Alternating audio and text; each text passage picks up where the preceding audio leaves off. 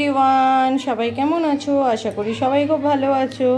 তো দেখো, আজকে আমি বেগুন ভর্তা বানিয়ে নিচ্ছি। যার জন্য আমি একটা টমেটো নিয়েছি, 4-5টা কাঁচা লঙ্কা নিয়েছি, দুটো কাঁচা পেঁয়াজ, দুটো বেগুন নিয়েছি মিডিয়াম সাইজের, আর কটা শুকনো মরিচ।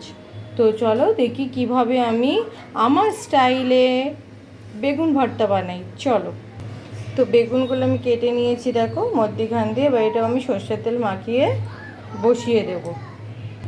তো দেখো, আমি বেগুনগুলো এইভাবে পুড়িয়ে নিচ্ছি।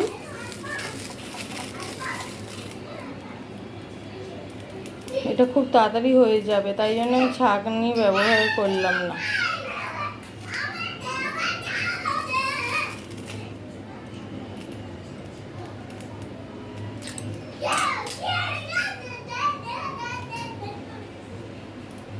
তো দেখো, বেগুন আমি পুড়িয়ে নিয়েছি, টমেটো, শুকনো লঙ্কাও পুড়িয়ে নিয়েছি, কিছু কাঁচা লঙ্কা কুচি করে নিয়েছি, কিছুটা পেঁয়াজ আমি কাঁচা দেব, আর একটা পেঁয়াজ আমি পুড়িয়ে নিয়েছি। আর এটা আমি প্যানটা বসিয়ে দিয়েছি। চলো এবার দেখে নিই।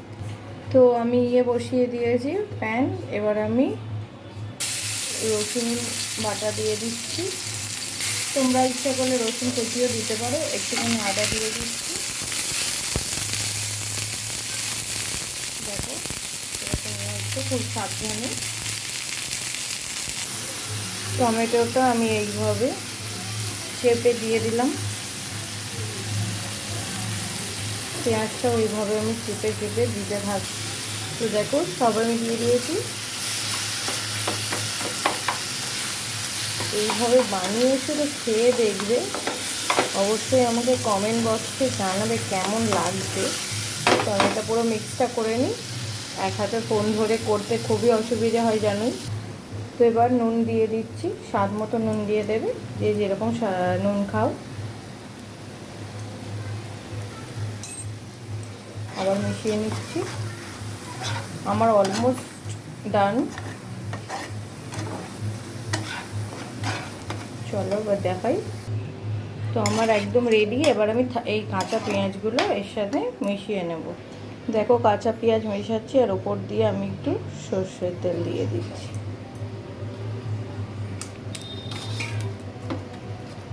তো এইভাবে আমি কাঁচা পেঁয়াজগুলো এর সাথে মিক্স করে নিচ্ছি। তো দেখো, আমার মতন একটা নিজের মতন এটা বানিয়ে ফেললাম বেগুন ভর্তা, মশালা বেগুন ভর্তা। তো এইভাবে তোমরা বাড়িতে এইভাবে গরম ভাত, লুচি বা পরোটা, রুটির সাথেও দারুণ লাগে। তো এইভাবে খেয়ে আমাকে অবশ্যই লাইক কমেন্ট করে জানিও। টাটা।